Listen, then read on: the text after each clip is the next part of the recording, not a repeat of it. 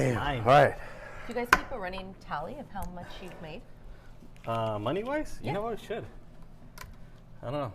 I think it's... I try to ignore my wins and losses when it comes to my gambling habits. I just because, focus on the winnings. Then, like, what news do I have to go home to my wife to? I can say, baby, I lost another $20 a day. Like, nah, you know what? You only tell about the winnings. That is the key to gambling. Is that the key to happy marriage? Absolutely. Let me take notes. Yeah. All right, Poppy, let's get into it. All right, hey, we're back. We're back, and back with the returning guest, Blayke Barker. Hi. Topic this past week. It was Red Ribbon Week last week, and all the kids show up with the red ribbons. So, it just gave me a little nostalgia seeing those ribbons. So what do you guys remember about Red Ribbon Week? Red Ribbon. Can't say it's tongue twister. Red leather, yellow leather. Red Ribbon Week. I don't really remember Red Ribbon Week, but when you brought that up, I thought of, I remember the DARE program. Yeah. What if they did that in Arizona, Red Ribbon Week? No, I know DARE was nationwide. They did, but I don't remember. I remember like jump rope for heart and stuff like that. Oh, yeah. But Red Ribbon, no. Yeah, I remember the right. DARE program because in 6th grade, everybody went through the DARE program, and there's drug abuse resistant education. That was the first graduation I had. It's a program? Yeah. You graduated from Yeah, the I got a shirt. Yeah. So I graduated from the DARE program. So I had to rock my shirt. This is not the same shirt I got, but you got a black shirt with the red leathers. But it was like informing kids the effects of different drugs and why you should stay away from it. Yeah. All that good stuff. I just remember that the biggest part of it was the biggest marihuanos had the most red ribbons all over them. And that was always comical to me. Yeah. How about you, Blayke? Isn't that ironic? How about you, Blayke? What do you remember about? When you mentioned the program, I remember that there used to be like assemblies in elementary school when they would come and they'd bring like a trifold science board, and it'd have little baggies of like all the little drugs. And then they would tell you like the effects, and they would bring the drug dog, and they'd be like, yeah, I remember that. This is what will happen if you do drugs, kind of scare you. But in 2nd grade, I won the Red Ribbon poster contest, and my mom put me in a white polo because we wore uniforms, and she safety pinned like 50 red bows to my shirt. So I looked like a walking Christmas present. She was so proud of me. It's like, nerd. Maybe that was the beginning of the nerd days. I don't know. But you won. I did win. I won. And they put it on display, and it was like a really big deal. Yeah. Yeah. So I remember too, like the SROs were very popular. They were really good with the students and everything. Officer Fell was the most popular one we ever had. So when you took the class, it was exciting because it was like, here comes Officer Fell, And he made it fun, made it interesting, but it was like, okay, how to resist peer pressure. Eventually, they selected like different 6th graders to be mentors for other schools. Were you a mentor? I wasn't. I was not. You weren't that good. Yeah, I wasn't that smart. But yeah. So speaking of drug use, now modern day, like we never thought we'd see it, but it became legal in California. And speaking of legalization, you just sent us an article. What was that article about there again? was an article I saw, and it kind of it relates to what we're going to talk about. Part of what you also teach is the article that said that there's going to be a ban on all hemp, or correct me if I'm wrong, something about banning all THC. That's like what the headline said. So I think it was one of those like clickbait headlines. Yeah.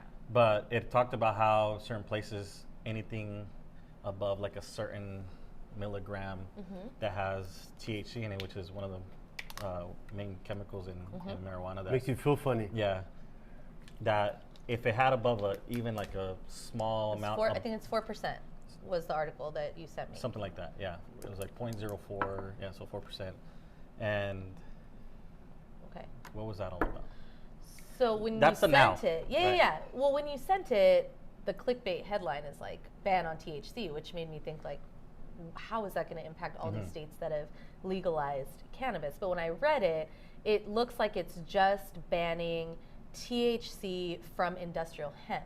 So that pretty much effectively reverses the 2018 Farm Bill that legalized the growing of industrial hemp. Now, it's not saying you can't grow industrial hemp, but it's saying that you can't sell any products derived from industrial hemp that have a certain amount of THC. That's like Coca-Cola without caffeine, pretty much. Kind of, yeah. So what it says is that pretty much any product... Beer without the alcohol. Like a Zima? Yeah. Like Zima. Okay. So like any product that's made right now usually has between 5 and 10 milligrams of THC. I didn't know that. Okay. All of those like drinks, edibles, things that are made from THC derived, because you don't smoke that, right? That you're just extracting the THC and creating a product. So all those products are going to be banned, which is essentially going to put a bunch of people out of work. So the report said like 300,000 I was getting a kick out of her talking about this, and that's when we discovered that she actually... That's why when you told us a while back like that you teach a class. What's the title of the class? Introduction to Cannabis Studies. And you told us, I'm like, wait, what? Huh? So you're talking about weed or what? You know, tell us, like, no. And you went into a little bit on, you get into like the sociology, the history, the economics of the topic. And this article is like, this is where we're at now with it. Yeah. But how did we get there? So take us back to, I guess, I don't know if you want to say the beginnings, but... Yeah, how'd you even get started teaching this course? So I've been teaching at the community college in San Francisco since 2017. Okay. It was my first teaching job. Introduction to Sociology. I still teach it right now, right? I'm like going into my 9th year. And kind of taught like various topics within the behavioral sciences department in the field of sociology. But in 2016, when I was living in San Francisco, I was helping someone with the permitting process to get a cannabis license. So what I mean by helping is like doing the like paperwork, because when you call an attorney and you're like, how much to do the packet for an application, they'll charge like more than $20,000 to put it together. So that's already like a huge obstacle to try to get a business. If you don't have 20 grand, you can't even get the permit. So I was like, writing all these permit applications, and because I'm a nerd kind of. So I like to write, I like to read, I like to learn. So I was writing this, and then 2016 Prop 64 passes in California, it legalizes recreational cannabis, right? So all these like college courses, or like not even college courses, but are you familiar with Oaksterdam in Oakland? No. So it's like the first cannabis university. And what do you mean by that? So it's like the first school that teaches you about cannabis. So you go to Oaksterdam, it's a place in Oakland, and you have professors, and they teach you how to cultivate, they teach you how to manufacture. Like parallel it's a universe. weed school. This is like if somebody wants to brew beer and they go to a brewing school. Or wine, and they go to learn how to. Got it. Yes. Got it. So Oaksterdam, right? The Bay Area. So these Oaksterdam classes, now kind of piggybacking off of this new legalization in 2016, all these courses about how to grow, how to manufacture, how to get your spot in the industry, right, and making money. And I started talking to the chair of the behavioral sciences department at the time, and I'm like, why is no one talking about the other side of cannabis, the racism, the social aspects, social justice issues? In comes Blayke. All these processes. She's like, basically how it became illegal, because it was not always illegal. We're like celebrating this legalization. Well, what about like all of these years? So you're before? Not teaching like, hey, why you should do it? No, like no. Gotta, like, is there medical benefits to it? Yeah, this is not at all. Hey, let me show you how to roll one. This is actual. No, this is like the history of the ebb and flow of legislation, criminalization, legalization, going from the early 20th century to today. And she's like, well, if you want to see it, you should write it. And I'm like, I've never written curriculum in my whole life. And she's like, well, here's an outline, go for it. And I wrote it, and I got it approved. And then the chair wrote a psychology course, and someone in our department wrote an anthropology course. We put the three together, and we made the Cannabis Studies associate degree at So City it's like College. a multi-dimensional type of class You where were you're hitting on different elements. You were part of creating the first Cannabis Associate's degree. Yes, it's the first degree in the nation. There we go. Studying cannabis from a behavioral sciences There we go, kids. We have a pioneer. So you can go to CCSF, you can take the classes online, and get an associate degree. So do they in give you cannabis. like the associate diploma? Like, Yes. Is it like Cannabis Studies. But is the paper like hemp? Or is Okay, so we were, God, at the time, now politics have flowed so much. Now we're talking about like, are we ever going to deschedule? We're banning hemp. But at the time, there was all this talk about, legalizing at the federal level, or descheduling weed. This is more recent. We had all these ideas like, could we cultivate hemp and manufacture all of our goods at city. Because, you know, in Santa Rosa or somewhere, like, they make wine and they sell it and it funds the college. Yeah. You know, and we were in this huge budget crisis at the time, and we're like, why not make all the shirts at the bookstore out of hemp and get ourselves out of, but no. Because, I mean, before it was illegal. Yeah. How much hemp was, how much did they use hemp? Hemp was beforehand? like the major cash crop in the United States in the 18th and 19th century. Okay. Ropes, clothing, like- whatever. That's what I hear. Yeah, you hear Yeah. about Right. with marijuana. Oh man, George Washington grew it, but it wasn't so much for that. It was No, more. it was like for textile products. It was, Yeah. it Potheads was a always claim, major George cash Washington crop, used to hit right? it. Like, relax, fool. Like, Hey, yeah. George Washington marijuana? Yeah. No, No, that's not the And issue, then though. kind of His like shirts were. World War, you know. No, So maybe okay, so before. take us back. Yeah. Take us to like the beginnings of all this discussion as to why marijuana, because we've had like Why'd they grow this? prohibition, banning alcohol, and then it came back. And remember, they legalized alcohol not because, oh, look, it's okay to drink now. They legalized it because it was a Great Depression and they needed, for the university, they needed money. That's Yeah. really why they legalized it. Yeah. I mean, the country makes wanted, of sense. course, they wanted to The drink, but the economics. government Well, and allowed the it rise because. of an illicit market, you're not making money off that. Yeah. Right? So Yeah. you got to be able to tax people in some So way. to who make money. decided, or who was behind it? How did it start to where they said, you know what, this is public enemy number one, marijuana? It's so Reefer where, Madness said that. where do we start? yeah, well, like, for it. you know, cannabis, major cash crop up until the 19th century, gives way to like tobacco as a new cash crop, the rise of cotton, right? And so hemp production really kind of wanes down. And then in the early 20th century, we get the first ever appointed head of the Bureau of Narcotics, Harry Anslinger. And that is like public enemy number one. If you want to put a person, like a face, a name, to how did it all start, the craze, that's really where it starts. He's like openly racist, huh? Yeah, so also he's like one of the longest serving, like when I look back on it, he served until he was 70 years old. Like he hit the required age of retirement when President Kennedy was in office, and he asked to retire, and Kennedy was like, I don't have anyone to take your place, stayed on for an extra 2 years. So like if you think about in the 1930s, he was appointed this role, right? And he served all the way into, you know, the mid 60s. But he started, you said he started in the 20s. Did he start in the 20s? I don't know. Okay. I don't know. I don't remember. Yeah, was maybe asking the you. 20s. Yeah. So, I mean, if you think about like the duration of his career, being anti-cannabis was like what propelled him into kind of like national attention. You know, Joseph like the media McCarthy, attention. anti-communism, Yeah. anti-Anslinger, anti-cannabis. Is he the Anti-drugs, one- but really honing in on the anti-cannabis. But there's a reason.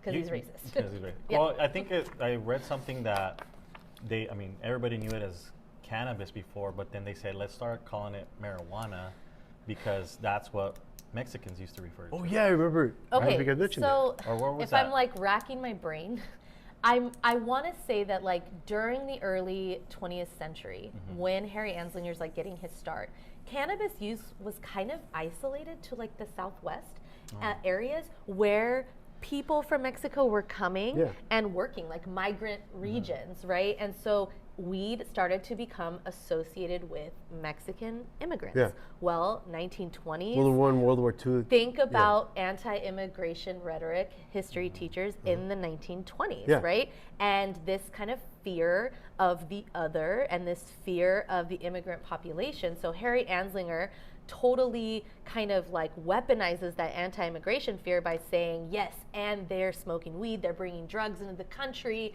and they are like targeting your children, and so Wow. you need to be aware of that. And there's all this folklar about That's so Maddie, familiar. like You know, that's how- that's marijuana, familiar. right? That's actually how they got alcohol banned. They made it an anti-immigrant thing, like German bringing BIER, drugs. German beer, Irish whiskey. They were Yeah. they were posing that as like an anti-immigrant campaign. not That's sending part of the their reason best. why they got banned. What? They're not sending their best. Oh no, alcohol. So they think about it. So that's just like anti-Mexican rhetoric. So it's like, well, how do we also include anti-black rhetoric? I mean, we can't say it's immigrants. So it's like, 1920s, the rise of jazz music. jazz Let's age. associate, Let's party. right, this deviant subgroup of artists that can't put music to the correct beat. Everything's weird and off, and they're smoking weed to tap into creativity. They are the devil's children. Got it. So jazz music Anti-black, anti-Mexican, immigrant jazz musician. That's how bundle they could dance, right? Yeah. Yeah. That's why they could dance. We can't. It really was. And Yeah. it was this idea that like the weed is making them think that they're equal to us, and we need to make sure that we are prohibiting that. They even featured that in the movie Back to the Future when it was more in the 1950s settings, but there was a band on stage and they were out taking their break, and then somebody came up to a car and the guys got out, the jazz band got out, all black guys, and the white guys got said, hey man, we're not trying to, and you see all the smoke coming out of the car, and they said, hey, we're not trying to mess with any reefer heads.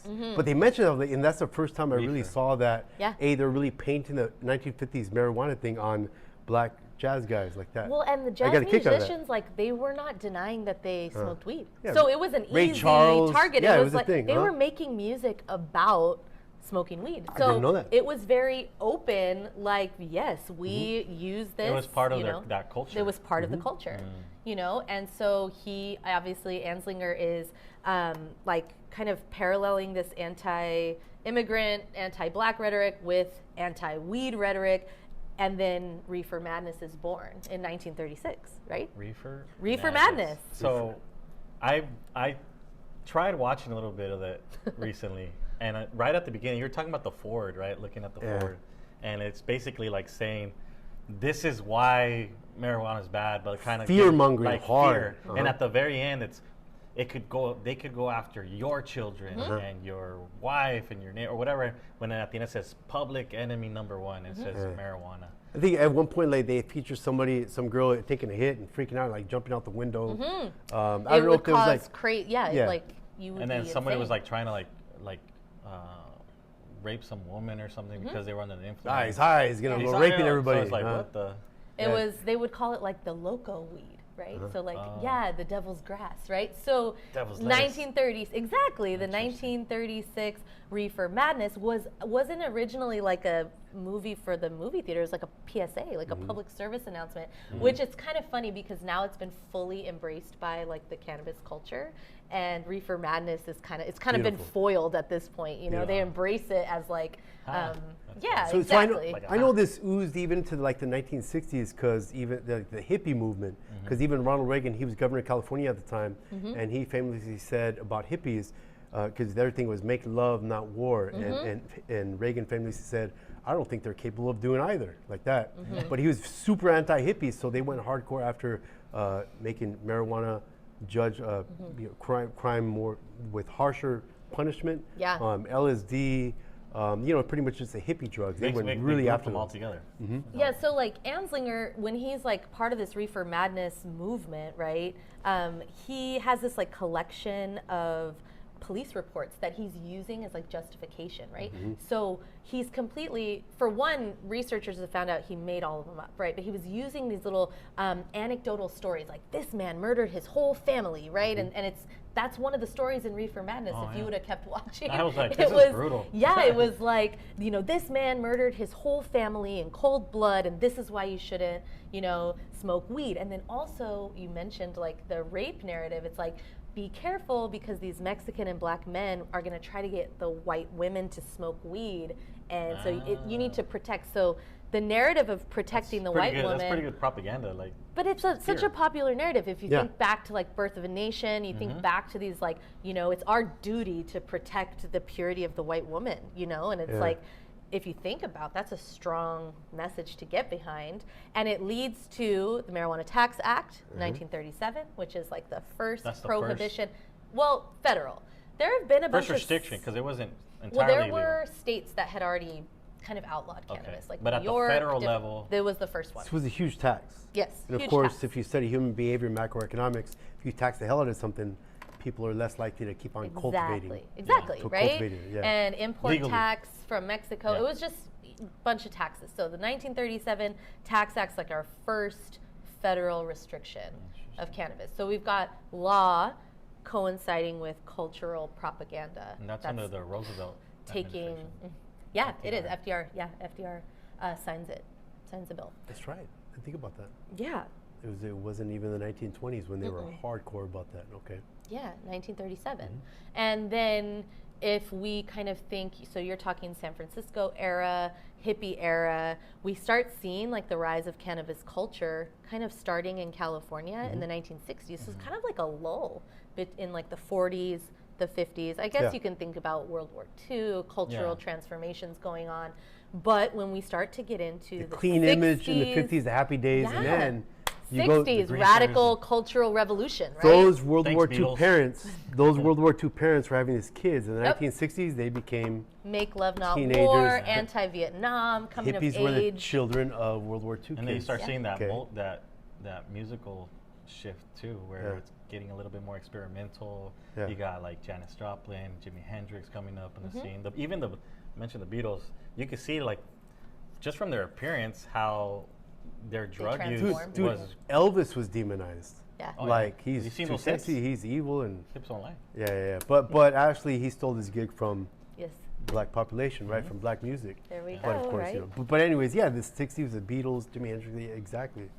And then you have the San Francisco governor of California, Reagan. So is this where we start to see a shift from groups of people trying to make it accepted medically in the 60s and 70s? Not 60s. No, I think at this time it's just real recreational and people are totally like embracing that part of it. Like I don't think at this point we're starting to think medical. There's going to be like a catalyzing moment culturally where it shifts from a small subgroup of hippies and musicians in the 60s and 70s to like a medicalization of weed. But that happens because of the AIDS epidemic that sweeps across the nation in the 1980s. Because, Jenny from Forrest Gump.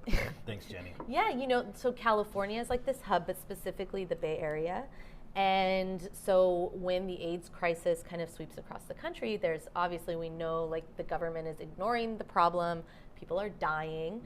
But when we kind of hyper focus in on the Bay Area, which has always been a physical, geographical location for gay people, we know HIV wasn't disproportionately impacting the gay community, but it was disproportionately impacting San Francisco because of the large population of gay, bisexual people in that region. And so people were just dying, and they were becoming really sick and no one was really addressing it. I think, there's like reports that our like president was like kind of chuckling at the problem, like what, no one was really it was really doing like, anything it was about really it. like the gay disease. Magic Johnson changed that game. Yeah. He's the guy that really changed the game. Hey, Magic got AIDS? Yeah, like okay, what's maybe. happening here? All right, maybe it's not such a gay disease then. All right. Yeah, So like in San Francisco, right, there's this guy, Dennis Peron. He's like considered the father of medical marijuana. And the reason, Peron. And he served in Vietnam. So he comes back from the Vietnam War and he meets Harvey Milk. And he becomes friends with Harvey Milk. And he is, for the first time, seeing a gay man who is in an openly kind of gay relationship being politically active. And it kind of like radicalizes him a little. And then when he witnesses but experiences his friend be assassinated, right? That even further radicalizes him. And then the AIDS epidemic comes through San Francisco and his boyfriend gets sick and dies. So Dennis Peron's boyfriend dies of HIV.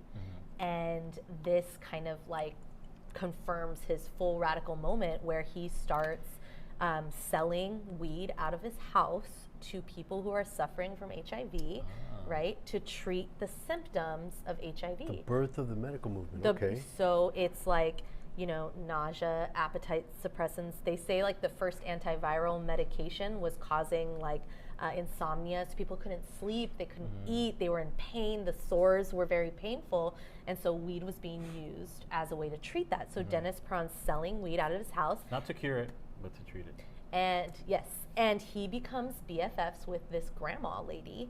Her name is Mary Rathbun, and she becomes known as Brownie Mary. Brownie Mary. Because she's baking weed brownies and delivering them to the hospital for the wing of patients who are in there dying from HIV. Imagine you're in the hospital, you see some old lady walking through, but look at this, with look a at basket grandma of baked brought goods. brownies again. Oh let's get him one. Okay, I get These it. brownies always make me laugh. Nobody would ever suspect it. And because because the government was not acknowledging it, they kind of formed this bond. So Mary and Dennis, and they became like best friends, and they started supplying the community. And she was arrested multiple times. Dennis Prawn had like a shootout with the SFPD over the weed distribution. Whoa. And like they didn't back down. So Brownie Mary was a gangster. She was totally, yeah. Gangster. And there's pictures of her. Imagine just a little grandma like being arrested, you know, for, and so Abuelita. Eventually, San Francisco. What is it when like you don't I guess decriminalize, right? So San Francisco decriminalizes weed because of this, because people are like, we're going to keep doing it At a for local the community level. at a local level. But Punishment are you is allowed less it 'cause harsh. it's federally, it's still, Federally, it's illegal, and you know, during in 1970, right, we get like when cannabis becomes a Schedule I narcotic. So like that's happening, and then this is happening what's after. the Schedule I narcotic? It's like treating cannabis at the same level of heroin.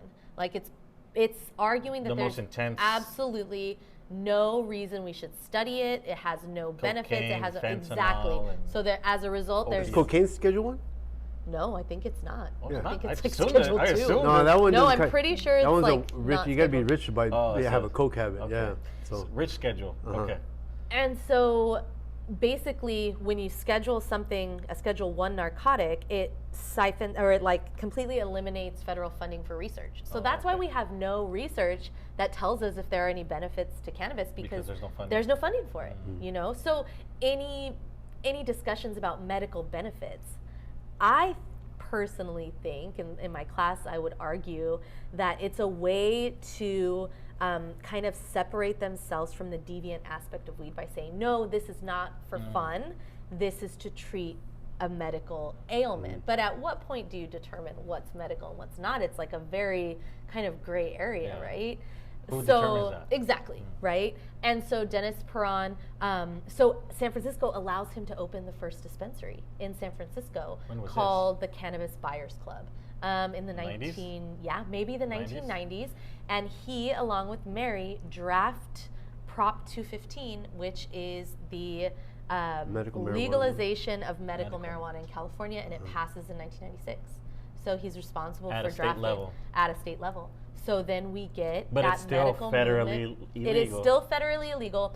What's relevant also is that not just in the 70s do we get Schedule I narcotic, but we get politicians who are creating, or presidents, and who are creating harsher penalties for like arrest, drug use, distribution, stuff like that. So we're starting. Nixon's famous for that, and guess who becomes president in 1980?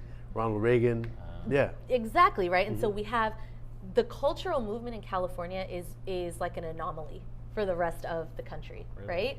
And it doesn't stop all the other parts of California. Like people are still getting arrested, right? But medicinal marijuana becomes something different. So all of a sudden, this new population of like Skype doctors. You remember you can like card, exactly. You have to see a doctor. You get on a Skype call and you're like, oh, I have trouble sleeping at night, and they're like, we're going to prescribe you cannabis, and they send you a card in the mail, and then you can go to the dispensary and buy weed, right? But if you don't have that card, you're still subject to all the same penalties across, the state or at the national level that have been implemented. And then you get Bill Clinton, and he introduces mandatory minimums, 3 strikes. So now, a felony drug possession, you're serving life if it's your 3rd strike. So it's like harsher penalties. What are you in for? What the? And people I are got still. I got caught smoking a joint 3 times. Are you doing live? Yeah. People are Was it still worth in it? prison though, like right now, for cannabis drug offenses. Till this day? To this day. Yeah, 'cause you There's- can't- I thought it was like You can't retroactively. Well, No, I thought so you they can- have unless in you- California. Wait. They've expunged.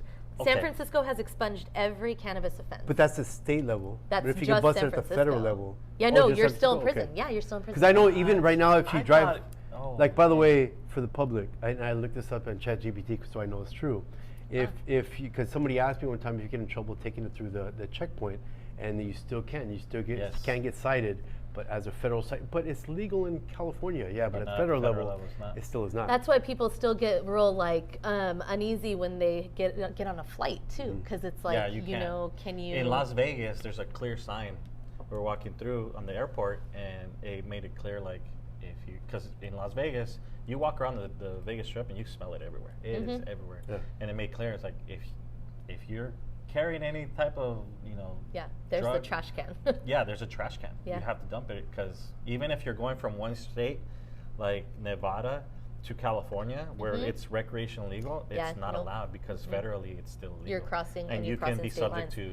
to penalties for that. Yeah. So I was like, oh, that's interesting. I never thought about it, because. So now it's been legal for a while.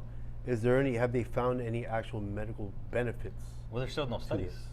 Medical studies. There are no. Oh, they really? they haven't found any benefits. No. Oh, they haven't found any. They haven't found any benefit, and so, like I said, like the medical movement, I think, is a response to almost 100 years of the criminalization of weed. So it's like, how are you going to convince people, or how are you going to separate yourself from the narrative of cannabis is making you lazy, it's making you crazy, it's making you that, well, I use it for medicinal purposes. So, we get this whole movement in California, medicalization. Some other states are going to start legalizing medical cannabis, and then we get 2016 Prop 64, which would legalize recreational. 2016. And 2016 in California. And Dennis Prawn is still alive in 2016, and he comes out as a strict kind of anti-Prop 64. And his argument is that it is going to kill small farmers. It is going to completely kind of like corporatize weed in a way that's going to push everyone out. Even the teachers union was against it, because they were claiming the tax money they would make from it would not go towards education. So even our teachers union, CTA, was against the proposition. And probably the fact that he's making it more accessible for students to, go to the bathroom and vape. I think it was more just they wanted the tax money too. Well, that too. But so it passes in 2016, and then Dennis Prawn dies in 2018. So is California the first state to make it recreational legal?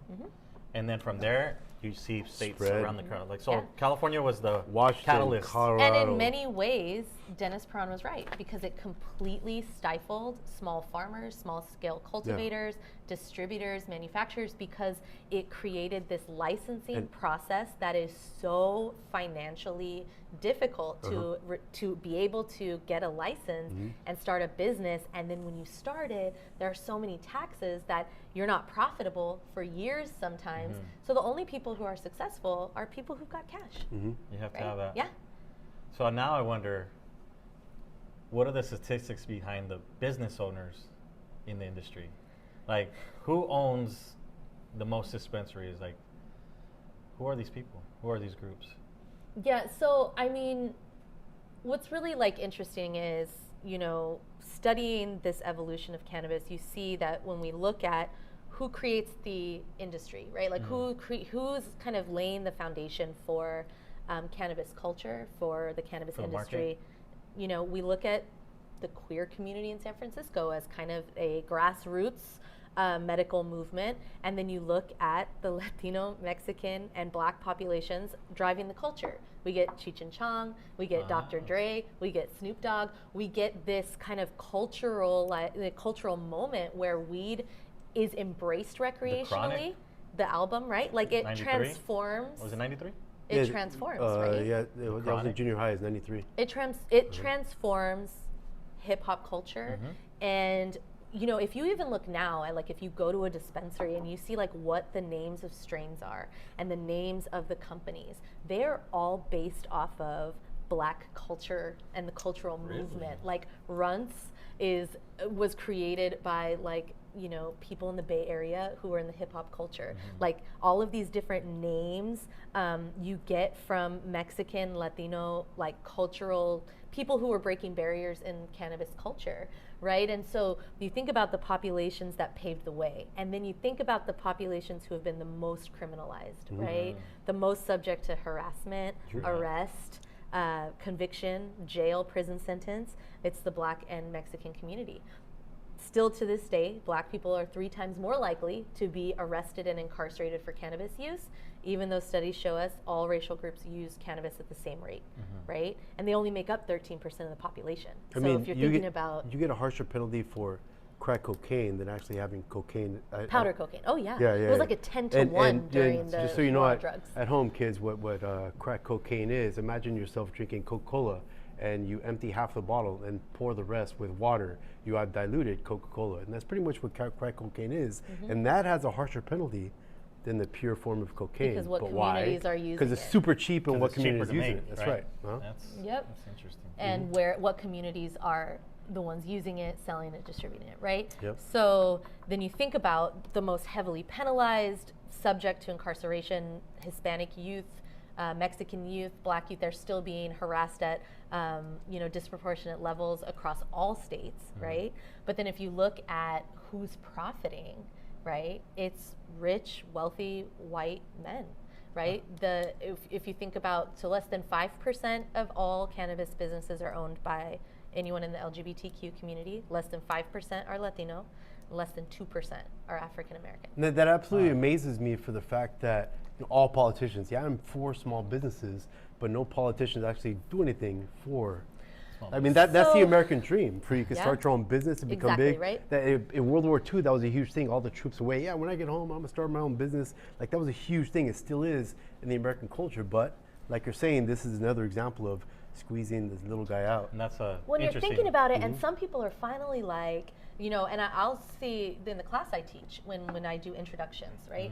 A lot of kids are like, my family and they're saying like my family sold weed for generations, really? Like in the illicit market. It's my dream to have a dispensary, and in my head I'm like, you're probably never going to have that, right? Like, because I know, and once you get through this class, you're going to understand the odds are stacked against you. Yeah. It's not going to happen for you. And there have been cities in California and in other states that have created something called equity programs, and they're basically like programs that like, have you been wrongfully or impacted in a negative way by the war on drugs? If so, you may be entitled to a permit for a business, right? And there's these criteria. Are you poor? Have you or a family member ever been arrested for weed? Have you been a resident of the city? Check. Have you been in the public school system? You have to meet like double check. 2 of 5 criteria. If so, we will waive the fee to apply for a permit. So it's like, hey, you can get in, right? Small business owner, okay. Okay, but you still have cannabis conviction on your record, right? You have no money. So you can get the permit, but then they're like, okay, the permit has to be attached to a building. Go find one. Okay, so if you go into a green zone in San Francisco or in another city, which is a zone that has been designated for cannabis businesses. It has to be so far away from a church, a school, etc. Okay. Property owners, there's no rent control. They can charge like 10 times whatever they want. So a retail space that would charge $5,000 a month for rent can charge $30,000 a month. And if you want it and you have a permit, you can have it. Wow. Well, who has the money if you've been if you've been incarcerated for chances are you don't have $30,000 lying around to pay the deposit, the first month's rent, let alone how much time it takes for the bureaucratic process of your permit to get approved. So what cities are doing is like, we're gonna give you a loan. So Oakland gave out like all these loans to these equity businesses so they can get their foot in the door, and they almost all of them defaulted. And so then they put them in collections. So it's like, it's like, what did you tell me? It's like giving a professional athlete. An NFL athlete, he gets $10 million signing bonus, but he's missing something with all this money. He's missing financial literacy. Yeah. No financial advisor. Don't know how to run a business. Don't know how to file an LLC. Don't have any friends who know how to do any of this stuff. Don't know. Do you know how intense California law is when it comes to like employees and insurance and this and that? And on top of that, because it's federally legal, you can't use a bank. So like, how do you pay your employees? That's why in almost all tax dispensaries, them? you can only pay in cash. How do you have to know tax law? You have to have an accountant that can like. So they don't allow them to have their own bank accounts? No, you cannot have a bank account. The only way there are private banks that you can be, you can have a cannabis business associated, but you have to pay like a certain amount of money to secure your money because it's such like a. And then, if the federal government ever decides to crack down, you made this money with an illegal drug. Yeah, we're taking all your house, your cars, everything. So you're taking a risk. Yeah. Yeah. And who are the people who can take risks? Well, people who already have so much money that This is just play it's money. like, it's play money. Yeah, Yeah, it's and if play I money. lose it, hey, it's just part Like of the Pablo process. Escobar losing one cocaine shipment. It's like, damn it. Oh, snap. You know. All right, next one. Yeah. Man, now I feel like I want to take your class.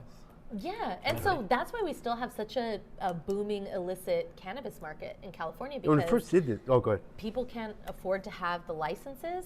People don't want to support the corporate, and I love it when I first heard about this. I was like, marijuana class. But then you No. started talking, Yeah. and it was nothing like that. Nothing what we thought. It was like, No. are you promoting marijuana? I was like, Yeah. no, it's the history. As soon as she the- started the talking, sociology of why it he- became. I'm like, him and oh, I were hooked. Like, tell us oh, more, all because right. some of the things that you like, and fortunately we could be here all day talking about it. Yeah.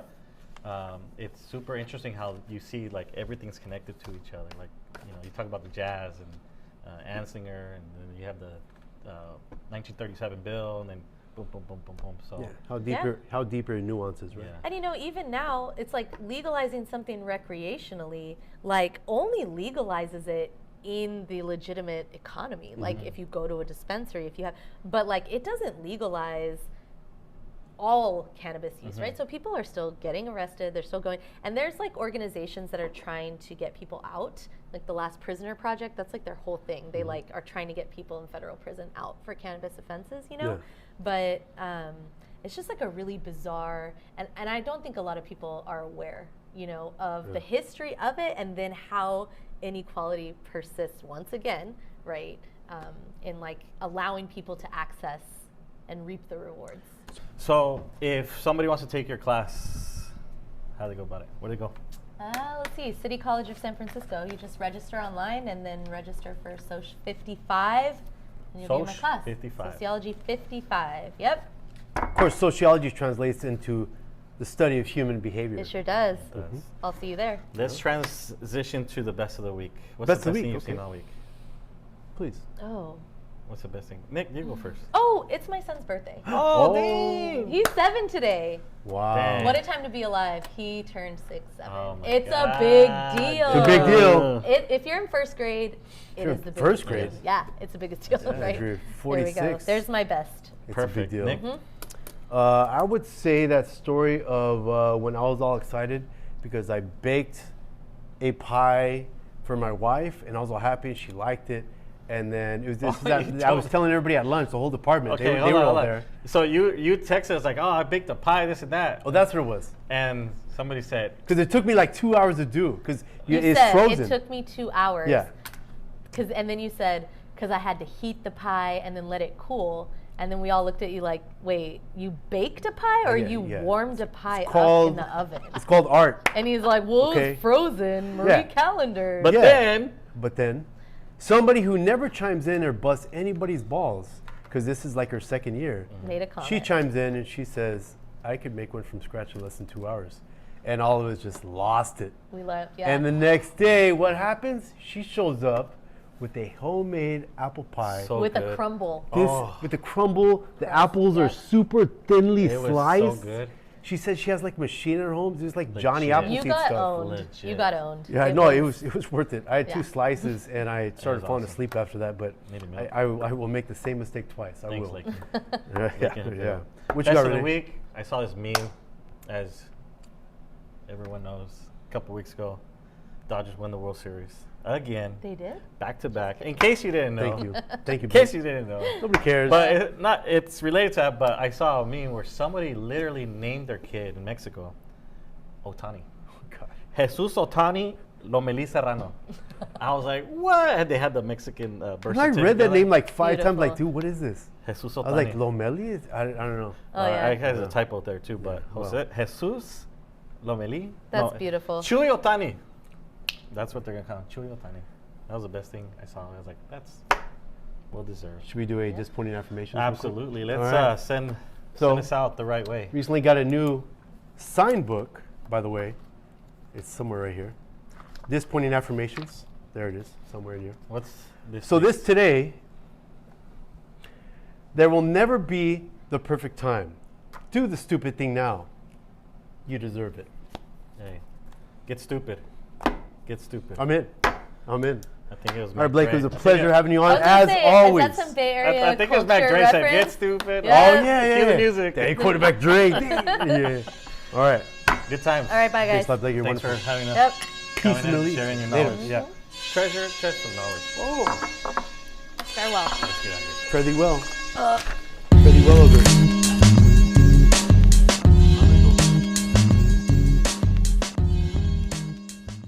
To young people watching or listening, I have a very personal message for you. There's a big, wonderful world out there for you. It belongs to you. It's exciting and stimulating and rewarding. Don't cheat yourselves out of this promise. Our country needs you, but it needs you to be clear-eyed and clear-minded. I recently read one teenager's story. She's now determined to stay clean, but was once strung out on several drugs. What she remembered most clearly about her recovery was that during the time she was on drugs, everything appeared to her in shades of black and gray. And after her treatment, she was able to see colors again. So to my young friends out there, life can be great, but not when you can't see it. So open your eyes to life, to see it in the vivid colors that God gave us as a precious gift to His children, to enjoy life to the fullest and to make it count. Say yes to your life, and when it comes to drugs and alcohol, just say no.